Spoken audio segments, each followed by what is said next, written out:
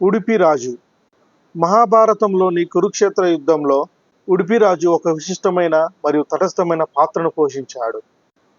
పాండవులు లేదా కౌరవుల పక్షాన పోరాడటానికి బదులుగా ఆయన రెండు సైన్యాలలోని సైనికులకు ఆహారాన్ని అందించే బాధ్యతను స్వీకరించాడు. మహాభారత యుద్ధం ప్రారంభం కావడానికి ముందు పాండవులు, కౌరవులు వివిధ రాజులను తమ పక్షాన చేరమని కోరారు.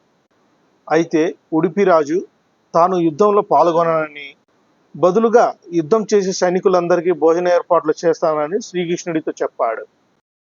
దాదాపు 3 కోట్ల మంది సైనికులు పాల్గొన్న ఈ యుద్ధం 18 రోజుల పాటు కొనసాగింది. ప్రతిరోజు వేలాది మంది సైనికులు మరణిస్తున్నందున మిగిలిన వారికి సరిగ్గా సరిపోయేంత ఆహారాన్ని వండటం ఉడిపిరాజుకు పెద్ద సవాలుగా మారింది. అయినప్పటికీ ఉడిపిరాజు ప్రతిరోజు మిగిలిన సైనికులకు ఖచ్చితమైన పరిమాణంలో ఆహారాన్ని తయారు చేసేవారు. ఒక్క గింజ కూడా వృధా కాకుండా చూసుకునేవారు. ఇది అందరినీ, ముఖ్యంగా పాండవులను ఆశ్చర్యపరిచింది. ప్రతిరోజు ఎంతమంది సైనికులు మరణిస్తారో ఆయనకు ఎలా తెలుస్తుంది అని వారు ఆశ్చర్యపోయారు. యుద్ధం ముగిశాక పాండవులు ఉడిపిరాజును ఈ రహస్యం గురించి అడిగారు. అందుకు ఉడిపిరాజు ఈ ఘనత అంతా శ్రీకృష్ణుడిదే అని బదులిచ్చారు. ఆయన తన పద్ధతిని ఇలా వివరించాడు. ప్రతి రాత్రి శ్రీకృష్ణుడికి ఉడికించిన వేరుశనగలు తినే అలవాటు ఉండేది. ఉడిపిరాజు స్వయంగా శ్రీకృష్ణుడికి ఒక గిన్నెలో వేరుశనగలను పెట్టేవాడు.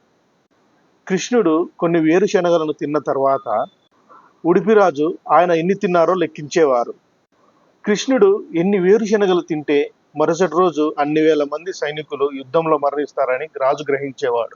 ఉదాహరణకు శ్రీకృష్ణుడు 10 వేరుశనగలు తింటే మరుసటి రోజు 10,000 మంది సైనికులు మరణిస్తారని అర్థం చేసుకుని ఈ మేరకు తక్కువ ఆహారాన్ని వండేవాడు.